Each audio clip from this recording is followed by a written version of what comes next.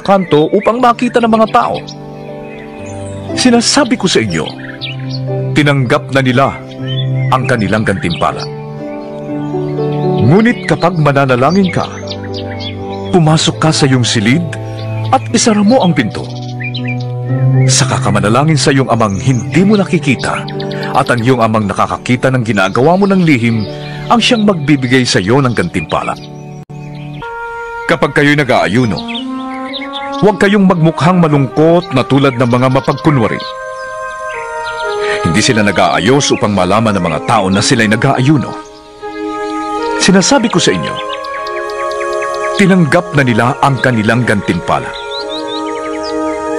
Sa halip, kapag ikaw ay nag-aayuno, maghilamos ka at mag-ayos ng buhok upang huwag mapansin ng mga tao na ikaw ay nag-aayuno. Ang iyong amang hindi mo nakikita ang tanging makakaalam nito. Siya na nakakakita ng ginagawa mo ng lihim ang siyang magbibigay ng gantimpala sa iyo. Ang mata ang pinakailaw ng katawan. Kung malinaw ang iyong paningin, paliliwanagan ang iyong buong katawan. Ngunit kung malabo ang iyong paningin, mapupuno ng kadiliman ang iyong buong katawan. Kaya't kung ang liwanag mo'y kadiliman, talagang napakadilim yan.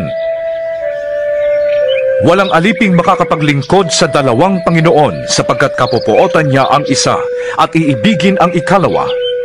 Paglilingkuran ng tapat ang isa at hahamakin ang ikalawa. Hindi kayo maaaring maglingkod sa Diyos at sa kayamanan. Kaya't sinasabi ko sa inyo, huwag kayong mabalisa tungkol sa inyong kakainin, iinumin o isusuot. Hindi ba't ang buhay ay higit na mahalaga kaysa pagkain at ang katawan kaysa damit? Masdan ninyo ang mga ibon.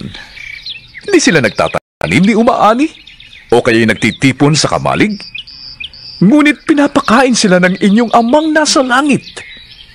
Hindi ba't higit kayong mahalaga kaysa mga ibon? Sino sa inyo ang makapagpapahaba ng kanyang buhay kahit kaunti man lamang sa pamamagitan ng kanyang pagkabalisa? At bakit kayo nababalisa tungkol sa pananamit? Isipin ninyo kung paano tumutubo ang mga bulaklak sa parang. Hindi sila nagtatrabaho ni gumagawa ng damit. Ngunit sinasabi ko sa inyo, kahit si Solomon na napakayaman ay hindi nakapagdamit ng singganda ng isa sa mga bulaklak na ito. Kung dinadamitan ng Diyos ang damo sa parang, nabuhay ngayon at kinabukasan ay ginagatong sa kalan, kayo pa kaya? Kay liit ng inyong pananampalataya sa Kanya. Kaya't huwag kayong mag-alalang baka kayo kapusin sa pagkain, inumin o damit.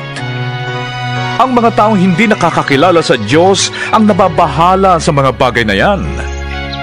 Alam ng inyong amang nasa langit na kailangan ninyo ang lahat ng yan. Salit, ang pagsikapan ninyo ng higit sa lahat ay ang pagharian kayo ng Diyos at mamuhay ng ayon sa Kanyang kalooban. At ibibigay niya sa inyo ang lahat ng inyong kailangan. Kaya nga, huwag ninyong ikabahala ang para sa araw ng bukas. Saka na ninyo ito harapin kapag dumating na. Sapat na ang inyong mga suliranin sa bawat araw.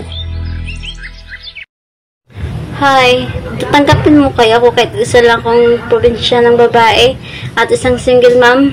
Sige nga kung tatanggap